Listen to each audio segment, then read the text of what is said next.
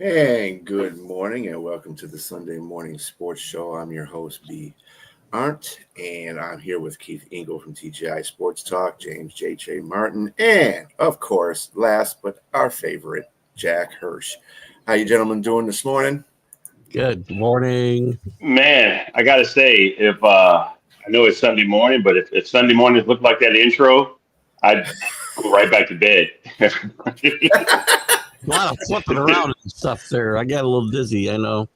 There you go. Maybe I need to put a disclaimer with this. Why do I look so Well, angry? I love the intro. I just think I was like, wow, this is Sunday morning. Can you imagine if Sunday was that busy, like a Monday morning? Oh man, I do love the new intros, Brian, but why do I look so angry every time in all these things? Uh, that's something that you have to work out with yourself, Dickie.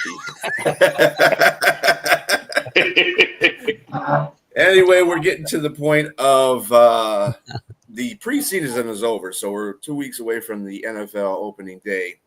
We have, the media is blowing up the Sanders brothers in general, because both of them had a little bit of things going on there.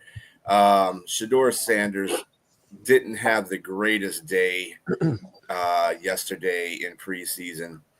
But as we were talking before the show, it's an up and down thing. Preseason is preseason, and they're rookies. This is a rookie. So Shiloh Sanders is another guy who got kicked out of the game. He's just trying to make his mark any way possible.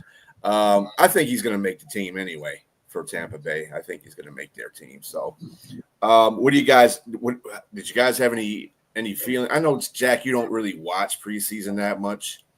I watched the Cleveland game, though. I did watch the Cleveland game because, like it or not, people are interested in Shador Sanders because it's a soap opera situation in the NFL.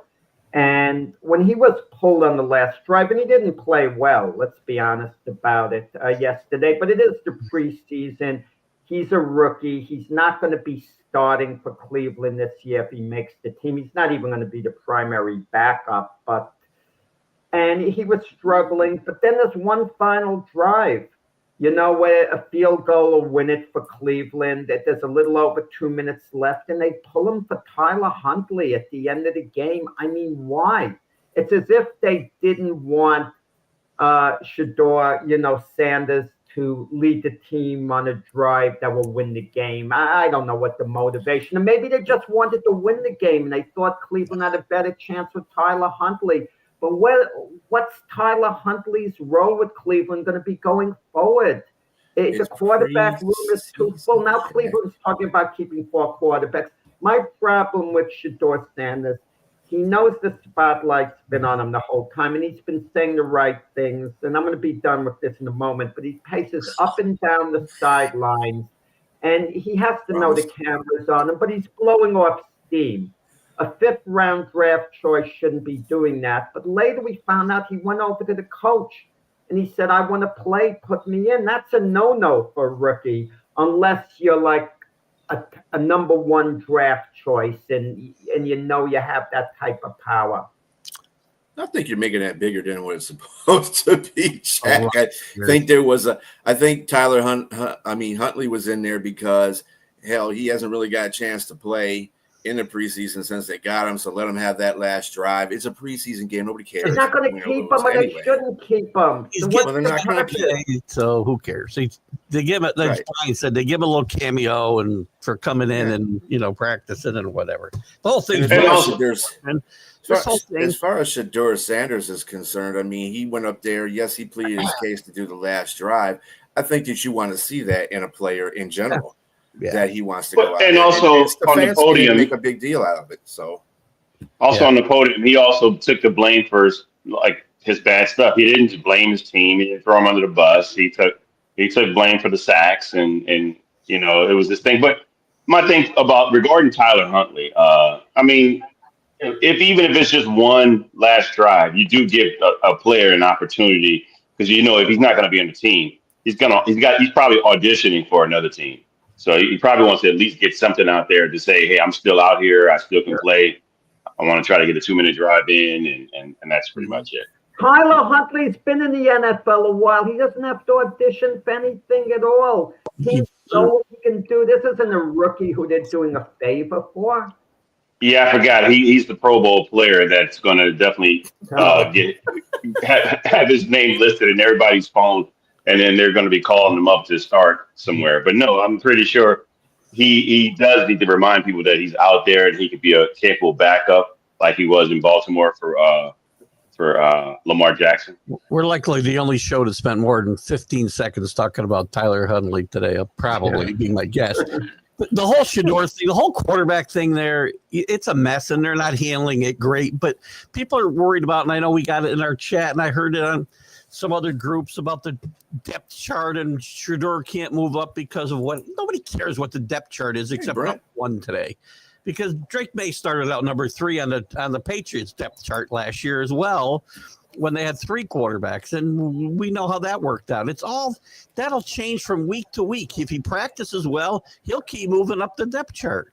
And Keith, wait, Keith. Everyone, Drake May's an awful example. It's not an awful example. We're talking about preseason depth charts, which mean absolutely nothing except who the starter is going to be. To me, in my mind, means nothing, because from week to week as we go through the season, it will change, and he'll move up or he'll play badly in practice and move down, and that's how it works. There's no Drake May was the number 4 overall pick in the draft. I know I shouldn't have brought up Drake May. Anyway, Drake May, everyone knew Drake May was going to be the Patriots franchise quarterback. That wasn't in dispute in the slightest. Forget about Drake May. Just think about this particular situation. It is not important who's on the depth chart except who's number 1 right now.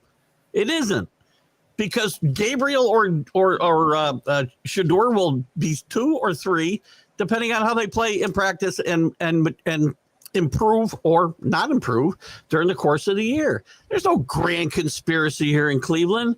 You think NFL teams don't want the best players to play? You're nuts. They want to win. And when the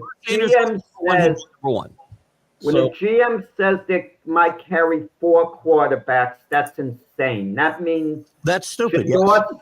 Sanders is forced on the Cleveland coaching staff. These are 2 different things, though. Where he was drafted, where he should have been drafted, I don't think is related to where he stands in the depth chart today. I don't think they're related. Once he's here, coaches want to win. You think Kevin Stefanski wants to lose every game and do what? Get another quarterback next year? I don't think fired. So. Yeah, he won't be here to do it. Correct. No, I think people get too wrapped up in these things. And yes, there was something going on at the draft time. It's very obvious. Teams were probably colluding with each other. Let's prove a point, whatever. Because he's not a 5th-round draft pick. We all know that. I think we all know that. But what's going on right now is not related. If he plays better, he'll move up. And if he plays good, Cream eventually rises to the top. I totally agree with you. 100%. But you want to win with your guys, the guys you drafted. The Browns would rather win with Dylan Gabriel than they would with Shedeur Sanders. Their coaching staff, the guys that genuinely picked Dylan Gabriel in the 3rd round, as opposed to being forced to pick Shedeur Sanders in the 5th round. Well, guess what? They'd rather Dylan Gabriel beat him out for the position. And he's playing better, so he should be where he is right now too. I think I don't think you can argue the and again, not a lot of body of work in the preseason, but Gabriel's playing better. So Linda, I'm not the one that gets wrapped up. I'm not the one with the fifth round, I don't think. Well, maybe you're right, Linda, as far as I go, but I think the other guys join me in that. Well, tomorrow morning, I'm going to knock Jack right out on this topic.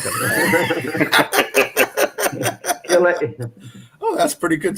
That's pretty good segue to his boxing thing. It's a bad pun because he'd probably knock me out. Because I was gonna say, but yeah, I mean, preseason is just the drama, of everything. When it comes down to getting right to the football games themselves, the real meat and potatoes of the season, all this stuff is gonna manage to go away. Gabriel and Shedeur will be battling for the backup spot behind Joe Flacco. Pickett will probably be put on an IR, so they're going to say they're going to probably carry 4 quarterbacks, but that's how they're going to do it. Huntley he put Huntley in there to give him a showing and say, hey, this guy is out here, so when we cut him, you might want to look at him as a backup quarterback. So I mean, it's everything is just everything, man. What about Shiloh though? Now Shiloh was kind of the funny guy. Shiloh got his 15 minutes of fame yesterday. So. I think he would have made the squad just doing that. These people are talking about him this morning. Yeah, Todd Bowles was just staring at him when he got kicked out of the game, just like looking at him, probably thinking, you want to make the team. You might be on the cusp of making the team, and this is how you're auditioning. You might want to say we were talking about, and I'm going to get off the Cleveland quarterback situation. There are very few competitions going on at this stage in the NFL for quarterback positions. One of them's going on at New Orleans. In the next couple of days, they're finally going to name the starter there. Why it's taken this long, I don't know. And also the backup position with the Miami Dolphins. Quinn Ewers has slipped under the radar with all this Shedeur Sanders talk. Hardly anyone talks about that. Who's going to be Tua's main backup at Miami? Should it be Zach Wilson or Quinn Ewers? Who has more upside? Ewers has played better the last couple of times, too, than he played his original. So I think that'll be close. Again, I think Zach Wilson will start 2 there, but it really doesn't matter because if Quinn Ewers is the better quarterback, when they need one, he'll get his chance. So let's switch real quick. Just switch a little bit of gears here because I wanted to lead off with this, but Jack was very animate about this whole situation. But we did talk about nonsense at the top, so we did do it. Yeah, the nonsense. I was nonsense hyper about it, not adamant. Hyper. Hyper. So, New York has lost their 8th straight against the Boston Red Sox. What is going on in New York? This is not supposed to be happening for New York. Same stuff, different year. 1-8 against the Red Sox. I think they're 3-7 against the Blue Jays, who happen to be the best 2 teams in the division. This can't happen. Everybody gets excited every week, and I said this the other day, and I don't know if Jack really got on me or not because I get hard on the Yankees. I know I get hard on the Yankees, but Jesus, how can I not? You win games and you hit 9 home runs. This team does 2 things well. They hit home runs and they throw to the wrong base, and that's all they do well, these 2 teams. This team. And until you play better fundamental baseball, you're not going to beat teams better than you. And this has been an ugly series. Guys don't cover second base, and Volpe throws a ball into the stands because Jazz doesn't cover second base. I say the same thing every single week. It feels like, yeah, great. It's nice to hit 9 home runs in a game and you win. How many runs did they score Friday night? None. How many runs they score yesterday? 1. No. Yeah, 1. Yeah, 1. Mm-hmm. They don't score unless they're hitting home runs, and you cannot win everything that way. This team makes the playoffs. They're not going to be around for long unless something changes. What's going to change? What's going to change? Can't fire the manager at this point. The players aren't going to get fundamentally better in the next 35 games. And by the way, I can't lose to the Red Sox 8 games in a row. It's just, my life is miserable when it's like that. We heard this talk. We heard this talk last year from Keith, and then the Yankees went to the World Series. Let's keep that in mind. Let's fire the GM. Let's fire the manager. They're playing terrible fundamental baseball. Then they went to the World Series. They've had the winningest record, the most consecutive winning seasons, the Yankees, of any team in the 4 major sports. It belongs to the New York Yankees. And how many championships in that time? Well, how many championships? Let me point the other teams. I mean, you gave an example, the Kansas City Royals the other day. Well, they won a World Series more recently than the Yankees. Yeah, that was their only World Series win in the last 40 years, the Royals. What I said was, how can the Yankees have won as many World Series as the Royals in the last 20-plus years? That shouldn't be happening. Why don't we complain about the Mets? The Mets haven't won a World Series in, 39 years? Because I'm not a Met fan. The Met fans have got an argument as well. I agree 100%. And to your World Series comment, which is always your defense about Aaron Boone, and rightfully so, they went to the World Series. But what's the number one reason they didn't win the World Series last year, other than the Dodgers were a lot better? They didn't play good fundamental baseball for 5 games, so they lost in 5 games. So, again. Hey, my question to both Jack and Keith, how do the Yankees look at this point of the season as compared to last season? They look much worse right now as compared to last season. At this point in the season, they were not playing this badly. They played badly in June last year like they seem to play every year, but they got it together in the second half. They got healthy. Stan, who Jack loves, got hot in the playoffs, and that's why they got to the World Series, by the way.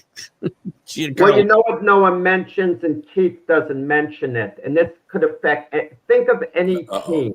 You lose your best pitcher, your ace, and you lose him for the whole season. How can that think of the effect it could have on a team? And the Yankees lost Garrett Cole for the whole year in the beginning of the season. Imagine if Garrett Cole were healthy and in form. That's their ace. But once again, you're absolutely right about that point. You lose your ace, it's tough. You got to battle. I thought Aaron Boone did his best job managing his team the first 2 months ever. At the time he's been here, thought he did a great job.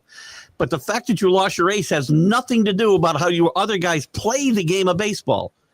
I don't care about physical errors, and I care about the way you play the game. And this team does not. And by the way, this is not limited to the Yankees. This is an epidemic throughout baseball, except for a handful of teams. They don't play the game the way you need to play the game to win consistently and win championships. And that comes from the top down. Well, when you lose 12-1 or something like that, you could play the greatest fundamental ball and it won't make any difference. Well, yes. Well, that's the reason why you're losing 12-1, Jack, because you're not playing. No, it's bad pitching. No, the Yankees made a lot of moves before the season and in season to bolster their relief pitching. The problem is, in large part, the guys haven't performed. You have to perform. You could set up your team perfectly. They could be ready to win. You could address all your needs. But if the players don't perform, it's all for naught. No, I agree 100%. But again, we know who the guys bringing the players in and who's coaching those players up. And it's not happening to the degree that it should be. I'm not changing my tune at this point. They win a World Series, I'll look stupid. Or more stupid. I'm not going to toot my own horn, but the hottest team in baseball right now is the Tigers. They're 9-1 the last 10 games. They've done swept the Houston Astros, and they're getting ready to sweep the Kansas City Royals, too. So. Tigers have done a great job. Brian, you were down on the Tigers, and now you're boasting. You're so confident when they were losing all those games. You were worried they were going to come. I was not down on the Lions. I mean the Tigers, Jack. I was telling you that they go through their slumps. They go through their slumps. And they went through everybody else was like, "Oh, the Tigers not going to win the World." Hey, I think the Tigers are still going to the World Series. Maybe I'm wrong because they got one of the worst fundamental baseball players in the league on their team, and Gleyber Torres. So maybe I'm wrong about fundamentals. He's still doing well though. I thought the Yankees should have re-signed Gleyber Torres. That was, I said so from the outset. And he's having a productive year, really helping the Tigers. Yeah. I've got to the point where I don't know if it's my age or just I don't pay attention anymore. I don't know whether I stole this line or I made it up, but I love it. Was when he was with the Yankees, Gleyber Torres had a reputation for his base running strategy was just run until you get tagged. That was what he did. So. I may have stolen that from somebody. If I did, please don't sue me like Basement Bob. I didn't do it. That's all right. I mean, it's we haven't got to the end of the season yet. I mean, things could work themselves out. Baseball is just like that. It's very strange. You're right, Brian. And again, that's one of the. I'm not crazy about all the wild cards, but with all the wild cards, you just got to get hot for 3 weeks, and you can win it all. So. Baseball is so darn unpredictable. Going into the playoffs, the team who we would project as the worst team, if we had to pick the worst team, could win the whole thing. It's just the nature of it. Baseball and hockey, those sports. You go to the NBA, it's rare that a number 8 seed is going to knock off a number 1 seed. I know it could happen, but what's it going to happen once every decade at most? But something about baseball, like the Arizona Diamondbacks a couple of years ago, they go to the World Series. I mean, no one saw that coming at the time. Yeah, I feel it's the hottest team that goes into the playoffs, really. Yeah. That has the stuff together. So I don't go for the momentum going into the playoffs, because momentum can stop in one day. It could turn around at the snap of a finger. Whoever's just playing well, Keith could recall, maybe you too, Brian, I don't know about you, James, 2006, the Yankees and Tigers in the playoffs. The Tigers were awful going into the playoffs. They were a train wreck the last couple of months. And they lose game 1 to the Yankees. They somehow win game 2 in the best of 5. And then they win the next 2 games, and the Tigers then wind up sweeping the A's and going to the World Series. Like a quick turn out of nowhere. So if you talk about momentum, I mean, it meant nothing at the time. I think momentum lasts maybe for a couple of weeks. And that's about it. You look at the Red Sox, what they're doing to the Yankees now. By next week, the Yankees could win 5-6 in a row, and the Red Sox could lose 5-6 in a row. I mean, you never know with these things.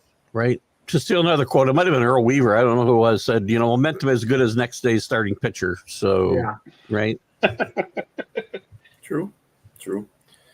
So we did have, we're going to switch over again. We're going to be jumping all over the place today. College football got it over, started off yesterday. Good old, I have on here, good old Fresno State. Well, Fresno State did play. Good old Iowa State beat Kansas State in a battle of ranked teams, 24-21. Iowa State is 22 and Kansas State is 17. Pretty good game. Actually, I did catch some of that because I was just getting bored of preseason. I was tired of looking at all that stuff. So I caught some of that. That was a good defensive. It was kind of crappy in the beginning. Well, to tell you the truth, but I think were terrible early. Yeah, but at the beginning, it's to be expected in the beginning of the season. So, but it turned out to be a pretty good game, man. And another game I caught a little bit of was the Hawaii game. Hawaii game is really good too. That was an exciting game. Hawaii played really well from like the last 2 minutes of that first half to the end of the game. They played well. Their quarterback got hurt and played on basically one leg. You see they're carrying him off the field in between series. To go back to the Dublin game, that game was ugly early. It was raining. The field was the lines were washed away. I don't know if you watch. You couldn't even tell where the hell you were half the time because I don't know how they put the lines on that field, but they all washed away. It looked like a soccer field, which it probably is.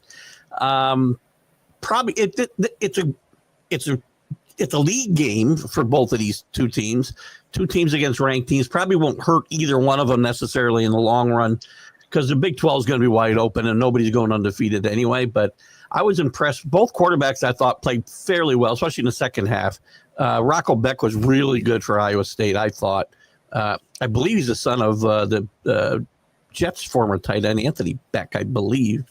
And he played really well. And look at two good coaches, two good teams, and it was a fun way to open the season. UNLV had a shootout in a surprising game with Iowa State, too. They were behind in that game, and they came back to win in Dan Mullen's debut. So a limited card, but some exciting games, I thought. And in our little competition, Jack, who watched his first college football game since 1955, I think he told me the other day, is ahead of me by one game already after 1 week. So, wow. That's what happens when you use the point system as opposed to just winning straight out. Let me ask you about Frank Reich, okay, with Stanford. He loses his opener. He's really moved around from the Eagles coordinator to the Colts head coach, et cetera, and now he's at Stanford. Is this really the place he belongs? It was the job that was available for him. He's 100% a caretaker there. He has a job as an interim coach. Luck made that clear. He's the guy that he thought he was a perfect guy to transition to when they do find a real coach. Now, if they were to go, which isn't going to happen, if they went 10-2, I don't know how they're going to fire Frank Reich, but that's not happening. Stanford's not that good. So he's 100% there for this year as they try to transition into the next phase of this program. And Oliver Luck, I do that all the time. I call him by his father's name. Andrew Luck tries to get this program back on track. So, he's a good guy to do just what he's doing, right? Caretaking the program. So they're not going anywhere. Frank Reich hadn't really had any good success as a head coach, right? On any level. He was a good coordinator and quarterback coach. Yeah. Right. Well, he was the coordinator when the Eagles won the Super Bowl for them. Yeah. And he was given a lot of credit for the work he did with Carson Wentz. And then when Carson Wentz went to the Colts, Reich was there, and they thought he'd rehabilitate Carson Wentz, but he didn't do it. So I think Reich's stock went down along with Wentz's. He had 2 head coaching jobs, right? Carolina? Did he coach Carolina? Yeah, that's true. It didn't work out. And he was fired early, mid-season, I think. Yeah. I think the biggest thing I'm going to remember Frank Reich for is the comeback against the Houston Oilers as a quarterback for Buffalo. I think everybody will remember that for sure, right? For the college football day, though, Brian, nice to have real football to watch, as you mentioned. So I was watching most of these games, or at least part of them, and next week we get kicked off with a bang. So it's going to be huge starting, I think, Thursday night. I think the games start through the weekend. I'm just curious about something, Keith. Maybe you could answer. The powers that be, they want the highest TV ratings, and they're starting off with a fabulous opener, Ohio State and Texas. Why is it a noontime game, Eastern time? Why isn't it an evening game, prime time? Because it's a great matchup, a phenomenal matchup that everyone's going to want to tune into. Yeah, to be honest with you, I'm sure it's got to do with how ESPN wanted to schedule, because the TV determines all of those times, right? It can move. It won't move now, but there are games scheduled for 12 that get moved to 8, and vice versa. Listen, the noontime audience is not bad for college football. There's always a good game, it feels like, at the noon or 1 o'clock hour. They do try to save the marquee game, but there's another big game, isn't LSU and Clemson? LSU is also playing that night, so that you don't want to put those 2 games up against one another. I don't think. I think it's not fair to the fans, actually. So I'm all right with that, and I think it's all determined. I can tell you, it's all determined by the networks what time they're going to play these games. So the other 2 games that were on the slate, besides the UNLV game that Keith alluded to, which won 38-31 over Idaho State, was Kansas 31, Fresno State 7, and Western 41, Sam Houston 24. Obviously, nobody cares about those schools because but they're there. So whatever. Don't sleep on Kansas. Kansas had a really well. Yeah, Kansas is a big. They had a nice Division 1 team. Oh, you were talking about the other 2 teams. Kansas, as Lance Leopold's a really good coach. I'm surprised he's still at Kansas, quite frankly. They had a horrible start to last year. They beat all the top teams in the conference the last 3 or 4 weeks of the season last year. And Daniels is back and healthy. It looks like, if he stays healthy, that's another question. But this is a really good, especially on offense. It's a dynamic offense, and they're fun to watch. So can't sleep on them in the Big 12. Big 12 is a very strange conference. Last year, all the teams that were picked for the bottom finished at the top, and all the teams that were picked at the top finished at the bottom. So who's going to win that league? The Saints got their stud running back, Devin Neal. The guy he rushed for like over 4,000 yards and 49 touchdowns for them. Very good player. Yeah, very good player. Yeah. Very good player. All right. Keith, I think you have to depart. Yeah. I got to get out of here, guys.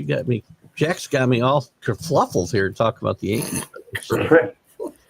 Well, we'll see. If they win tomorrow, that'll calm. If they win today, that'll calm you down for tomorrow. Yeah, if they win today, I won't even bring it up tomorrow morning. Don't worry about it. All right, guys. Have a great Sunday. You too.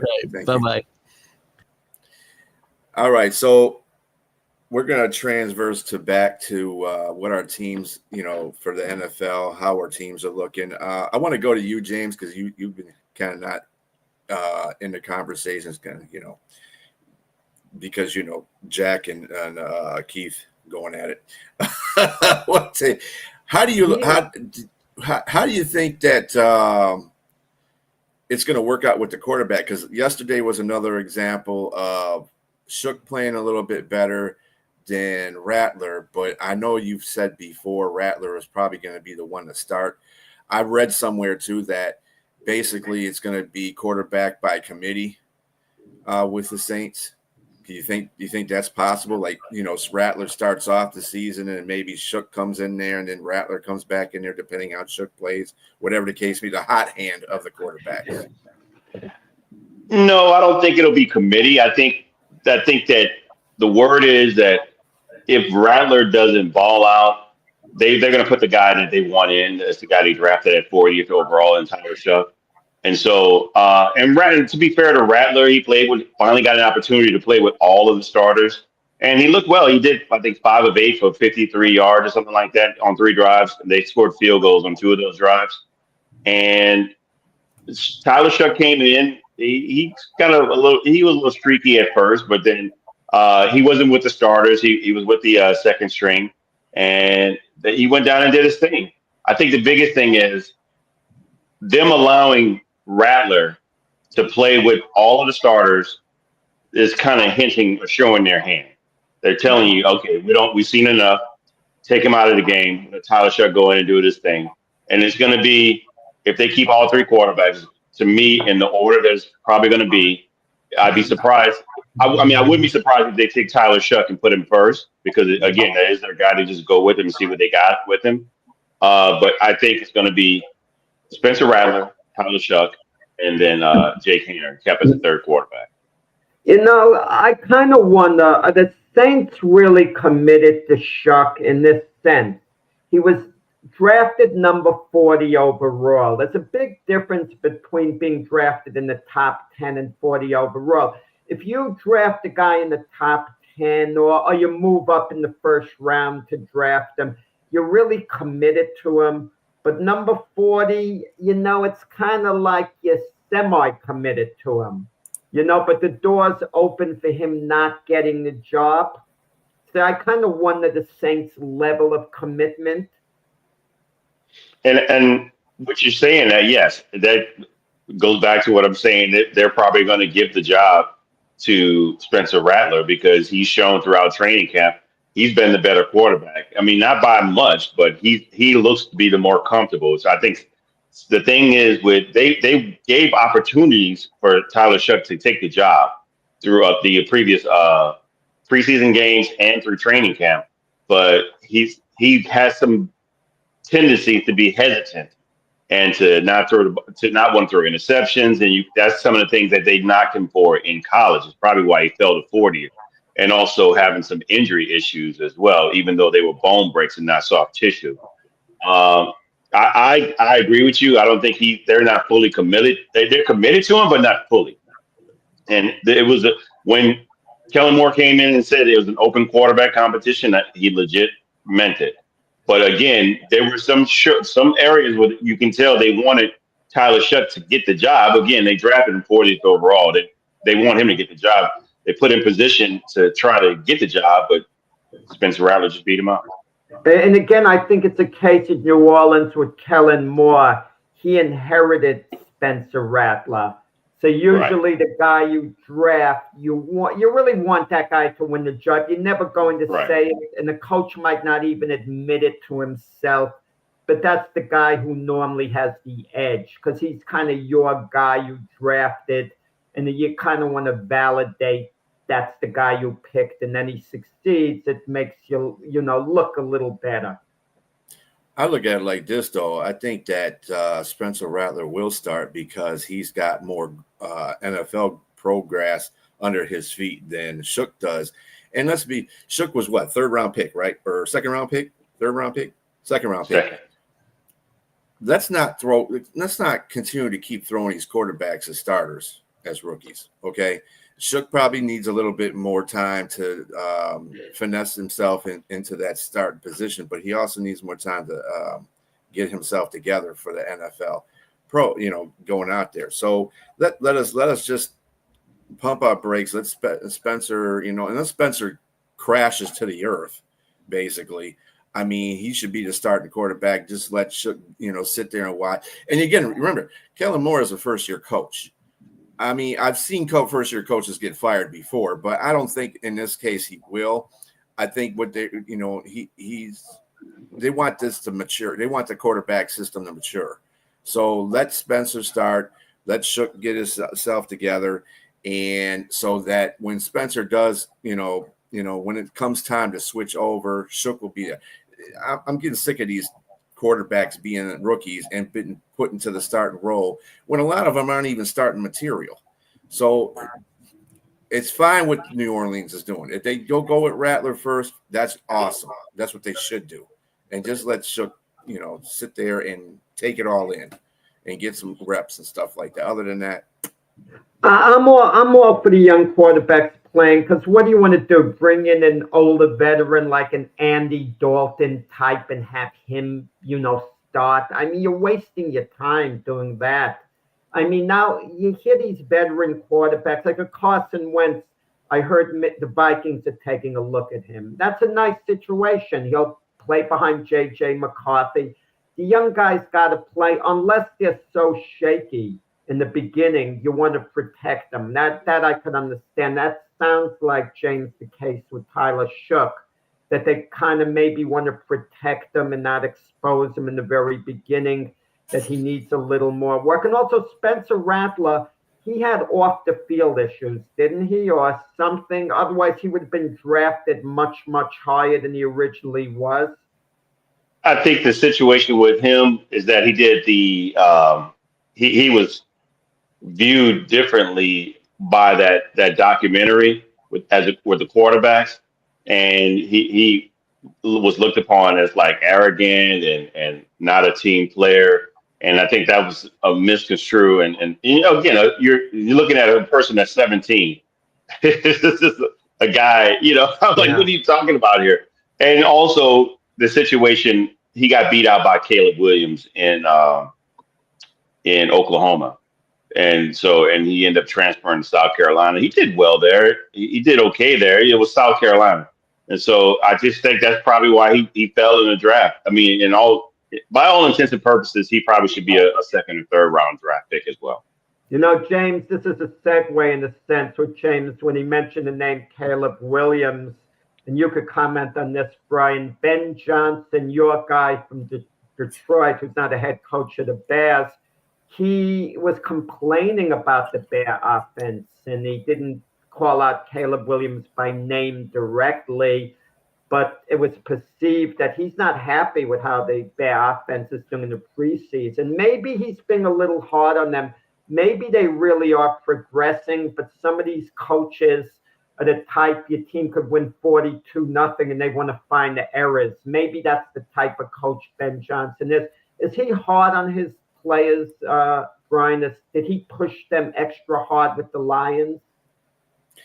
I mean, offensively, yes, because like I said, if you ever watched the Lions offense in the last 2 years, all those little trick plays, a lot of that stuff, a lot of people can't do. A lot of teams can't do. You know why? Because they're not sound in their fundamentals when they do those trick plays. He beats that down into the offense. Now, as he's doing that to the team, he's also trying to change the culture of the Chicago Bears too. I think that's the other thing that we have to look at. And then, everybody gets on, it's the same thing with Shedeur Sanders. With Caleb Williams, they beat Buffalo 38-0 in a preseason game where Buffalo didn't start any starters. And he looked really good going down the field on him. Then when he plays a number one, he plays a number one starting team with Kansas City, and they're playing against their number one defense, then, he has his problems. Well, yeah, because he's playing against this, he's playing against starters. It's like the starters were out there with him. He's these are progressive. It's weird. That's why I said the preseason games are great to evaluate talent. Not necessarily the wins and losses make a difference, or how much they beat somebody by, or whatever the case may be. It doesn't make a difference if you're a preseason, champion. It makes a difference. You want to evaluate your players in the right way. And I think right now, Ben Johnson he's frustrated with Caleb in a sense. And I think he was trying to light some heat under his behind with signing Baggett to that 2 year, that 2 year contract as a backup. And because Badgett's got the system down pretty much. He plays pretty well in that system Ben Johnson's setting up. Caleb is still struggling with certain things. But I think it's because Caleb hasn't been used to being in a system like that before. So those are things you got to work out over the course. The whole offense is going to be slow coming out the gate because everything's not set in there, and you got to see stuff in real time action, not in preseason, to understand what you're doing. So I mean, Ben Johnson is just doing what a coach is supposed to do in there. He's supposed to light fire under people's behinds. He's supposed to get his quarterback motivated and in tune with his offense. Ben Johnson remember, he comes from the Dan Campbell tree. AG's doing the same thing over in the Jets. So they're going to light fires under people's behinds to get them motivated.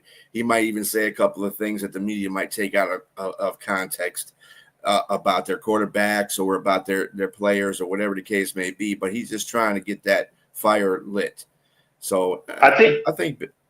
Go ahead, James. I was going to just say, I think it's something that needs to be stated as responsibility or culpability on both parties. To me, this goes back to Sean Payton and the Russell Wilson situation. Sean Payton is used to someone like Drew Brees. You drop back 3 seconds, throw the ball. You read, throw the ball, get rid of it. Russell Wilson is not that kind of player. Obviously, he wasn't that kind of player. He's someone that will ad-lib. And Caleb Williams is an ad-lib player. So to me, you elected to come to a team that had this quarterback already.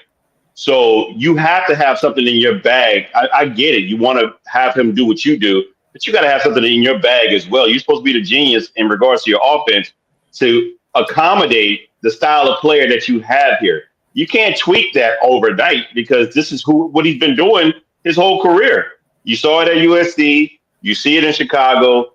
Obviously, you want to tweak some things and get it right, but being frustrated and calling your quarterback out, I think you got to be culpable as well, man. It's like, okay, you elected to come here and coach this team. You knew what you had there. And so you got to figure that out. That's why I think I think both parties needs to meet each other at halfway because Caleb Williams, again, he's that style of quarterback. To me, he reminds me of like a Brett Favre or something like that. Brett Favre, they worked with Brett Favre because Brett Favre was a gunslinger. It's just what he found ways to get. So you got to work with what you got. That's just what he is. You're not going to take that out of him. I'm just saying. But now holding the ball too long and try to make plays, sometimes it works and sometimes it doesn't. It's just, and that's the matter. That can get you hurt because, like Drew Brees, our offensive line wasn't always great, but he made the offensive line look better because Drew Brees knew how to move around the pocket and get the ball out quick. You mentioned Brett Favre, and it comes down to the confidence issue. Some quarterbacks, their confidence isn't going to be shaken no matter what because they have such a self-belief. And Favre was that type of quarterback. He's a gunslinger. You intercept him twice. He's not going to be timid. He's going to come at you for the third time. I get the feeling that Caleb Williams is that type of player who has that type of confidence. Someone like a Bryce Young, you get the feeling he's maybe a little more fragile. You maybe have to treat him a little more gently, even though I think Bryce Young is going to be a good quarterback for the Panthers going forward. But you get the feeling with Caleb Williams, he's going to battle you the whole time. You don't have to baby him at all. And then you look at some of the other young quarterbacks like a J.J. McCarthy. You kind of wonder whether they have to, nurture him along a little more. Caleb Williams doesn't strike me as the type of quarterback you have to nurture. You have to improve him, obviously. You try to coach him up. but I don't think you have to nurture him because I think he's got the heart of a lion when he's in there, and he's going to keep battling you to the very end. I agree. You can't judge him off his painted fingernails. You have to judge him off his play on the field. You definitely will throw throw the ball. I mean, look, yeah, people laugh and joke about that, but the kid he's got fire for sure. And I think Ben Johnson would have went there if he didn't think the situation was ideal for him to take Then again, advantage I of. mean, and then again, Ben Johnson could have been taking advantage of the franchise too in itself because Chicago's been, the Lions were bad at one time, but Chicago's definitely taken over that spot in that division. Our picks are going to be really interesting next week. You guys will let me know how you're going to pick them next week, and I'll let you know. We'll let everyone know. We'll go over each team and their record. But there's such hope for certain teams in a division like that division with the Lions, 15-2 last year, the Vikings 14-3, the Packers who made the playoffs. And if the Chicago Bears are going to improve, who's going to take a step backwards? I mean, all of them are going to have winning records. So we're going to have a scenario where conceivably all of them are going to be in the playoffs. I mean, who knows? It could happen. I mean, the top two teams are going to take a step back because nobody's winning 15 games or 14 games in that division this year. It's not happening. They're going to be beating up on each other. One, they got the AFC North to play. They got the NFC East to play. So right there, you're automatically just that's not no. If a team gets through there with 15 wins, man, they deserve to be in a Super Bowl. Just don't even go to the playoffs. Just put them right in the Super Bowl because that's a gauntlet of teams that they have to play. Yeah, and there's storylines where teams are going to have to live with the consequence of their decisions. And unfortunately, we live in a society of second guesses. For example, if Sam Darnold, who went to the Seahawks, if he plays great and J.J. McCarthy doesn't cut it, all we're going to hear, why did the Vikings let Sam Darnold go? They had him. Why didn't they stick with him? Why did they go with J.J. McCarthy? You don't hear people saying that now because of the way Sam Darnold ended his season. But if that scenario plays out where Sam Darnold shows that he's better, going forward, we're going to hear a lot of that, the talk. Oh, yeah. I mean, Seattle's right now, their biggest talk is about their draft pick that they got. He played a lot yesterday. Yeah, Milroe. Yeah, he played a lot yesterday. It didn't look the greatest, but I mean, he's the second coming of Tyler Huntley. That's Jalen Milroe. Okay, he is not their quarterback of the future. Let's stop the talk here. I'm not second guessing. Mac was very good with young quarterbacks coming out of college, predicting how they do. So kudos to Mac on that. But now, Jalen Milroe, I mean, maybe he could be a viable player, but he's not their franchise quarterback, please. He's a backup at best. Well, I the one thing that I do know is it's going to be good for him because he'll be one of those quarterbacks that actually gets to sit and watch stuff go on. So he might get better just on that basis right there. I just think that the quarterbacks that play immediately in their first year, unless they come out of college pro form ready, then it's a detriment to them if they start. Because like we've had quarterbacks that shouldn't have been picked in the first, round in the first place, like Pittsburgh when they picked Pickett in the first round. There was no quarterback should have went in the first round that year. None. Zero. Well, you know why they picked Pickett? Because they were haunted by the specter Dan Marino, who also played for the University of Pitt, who they bypassed. And now they have a homegrown product, a 4-year starter out of Pitt. And if didn't draft him and he was a good quarterback elsewhere, Pickett. Remember that draft also where Malik Willis, he was projected in these mock drafts to go number one as well, and it didn't work out. So a lot of times it's the hype that, we get caught up in. Well, exactly. And, and Pickett, you say that about Pittsburgh, but if Pittsburgh did that because of that reason, That's just stupid to me. First of all, when he was at Pitt, he actually played under their offensive coordinator at the time and didn't do diddly squat. Once he left to go to Pittsburgh Steelers, the offensive coordinator that is, once he left to go to the Pittsburgh Steelers, Pickett flourished. That was the reason why he had such a great year, because he was. So guess what? So Pittsburgh drafts him, but you got the same. Who was it? Canada, Matt Canada. You got the same offensive coordinator that he didn't succeed with in Pitt, and you're bringing him on the team as a number 1 draft pick. Are you nuts? Are you not looking at stuff? I don't care about Dan Marino. Oops, that's just oops. That there it goes. You know. So I mean, that's what happens in football. But dude, I mean, just to do that because you're afraid you're not going to get the next Dan Marino. Teams make picks like that all the time because they're scared. Like Anthony Richardson being taken so early by the Colts in case they miss it.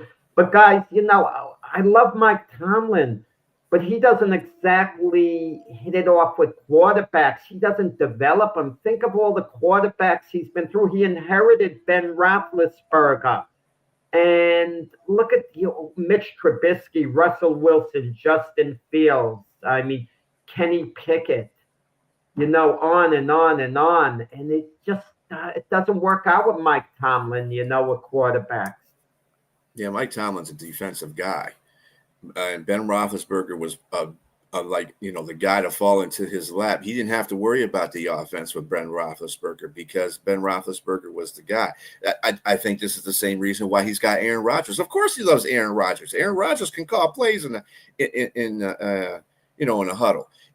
You don't have that. You didn't have that with Pickett. Russell was, you know, and Justin Fields, you know, they weren't giving him enough credit anyway. So it was like he was a rental there in the first place for Pittsburgh. So with that being said, when you got a guy that is Hall of Fame caliber as Aaron Rodgers is, he will be. I mean, you just leave the offense up to him. He's got the weapons. It's just like, I don't know why they're even trying to go after receivers. He's got plenty of weapons to throw to. He's got a pretty good run. The offensive line is pretty good. He should be fine. And that's what Tomlin wants. He wants the offense just to be a separate identity. He wants to work with the defense. Why do you think they always draft defensive players every year? It ain't because Tomlin loves their offense so much, obviously. So I mean, that's just the way that cookie crumbles. Well, he's got Aaron Rodgers, so we'll see how that works. And we saw how that worked in New York, right, Jack? Well, yeah. I mean, it obviously didn't work out. You know, statistically, he didn't do that badly, Rodgers. But I always believe in the naked eye. And there were certain games where he played really well, and then there were games where he looked. I thought I was watching Zach Wilson in there. And it of all the games, the opening games, Pittsburgh at the Jets is the most compelling matchup because of the quarterbacks. Think of the flip-flop. Mike Tomlin didn't want Justin Fields. Aaron Glenn wanted Fields, and Glenn didn't want Rodgers, and Tomlin wanted Rodgers. They essentially traded quarterbacks. And could you imagine Aaron Rodgers coming back to play against the Jets? What type of reception do you think Rodgers is going to get from the Jets fans? A boo bird. Come on, Jack. You know exactly what kind of reception he's going to get when he goes to the Jets. Mixed. It might be mixed. It's New York. The only cheering that'll be going on in that stadium is when he's been sacked on the ground 3 or 4 times by Quentin Williams and a few other players. Well, they look at teams, and the Jet fans, we want to win. But I'm not going to boo Aaron Rodgers because Aaron Rodgers would have wanted to stay with the Jets if they would have had him. That's how I judge it, okay? Well, Aaron Glenn didn't want him, and I don't blame Aaron Glenn. He wants to start off new. And I've already told you I think how the Jets are going to be under Aaron Glenn the next 3 years. I could see by, year 2, them maybe taking a little leap up, and the Jets' ceiling would be getting into the playoffs as a wild card and then falling backwards under Aaron Glenn. In other words, I think the next few years, there's not going to be a serious Super Bowl run. I hope I'm wrong. I mean, but that's just the way. When was their last Super Bowl run for the Jets? Super Bowl run, serious Super Bowl run. Wow, it's under Rex Ryan. I mean, couple of years back to back onto the 09, 08, 09, 2010, somewhere around there, right? Yeah, well, they just haven't made the playoffs, since Sanchez. that time.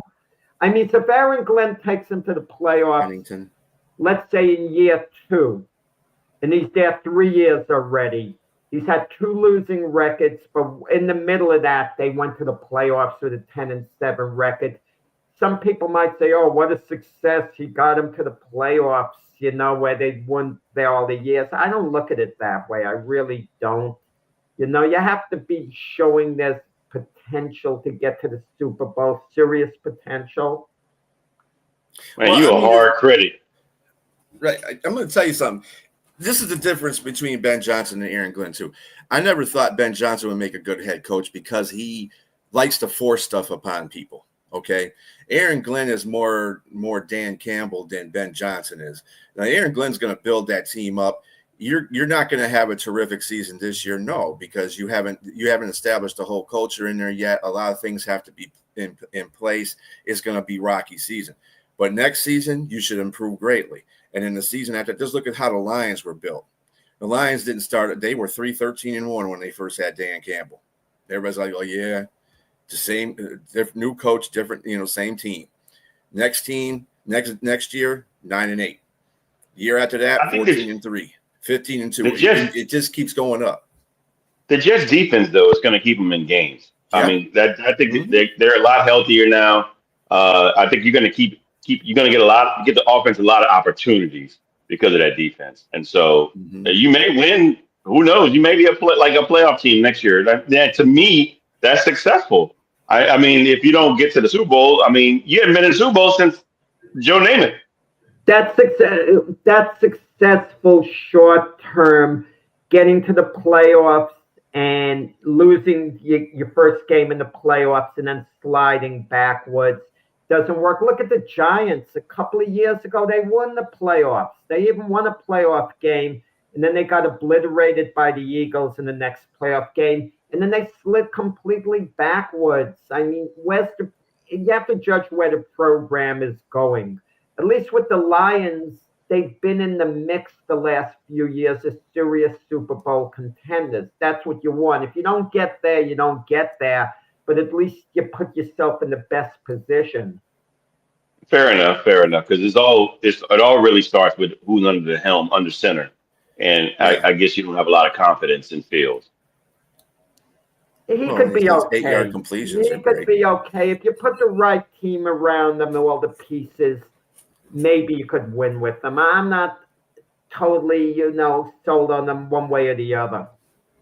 Fair enough. Because I wasn't. They got a good. Yeah, their offensive line is decent, and they got a pretty good running back core, and their wide receivers are pretty good. So they should be. I had them finishing third in that division because I think Miami's a train wreck right now. So I mean, they're not going to. Obviously, they're not going to be in the playoffs this year, but I didn't think that was going to happen anyway with Aaron Glenn's first year. Like I said, if he's mirroring what Dan Campbell was doing, then that's not going to happen. I think he's just going to establish a culture, get the players he needs to get in there that has some grit, get that team back on form again, be the New York Jets of the Joe Namath days, I guess. And just we'll take the Eric Mangini days. There you go, Eric Mangini. That's better. Yeah. But anyway, fellas, great talk. Next week, however, we will be going to our 2-hour format. And we will be doing pick'ems. So everybody get your pen and pad out and jot stuff down because we will be having ourselves a ball with that. And until that time, this is BB, and we got Jack Hertz and James saying good day to you. Have a good one.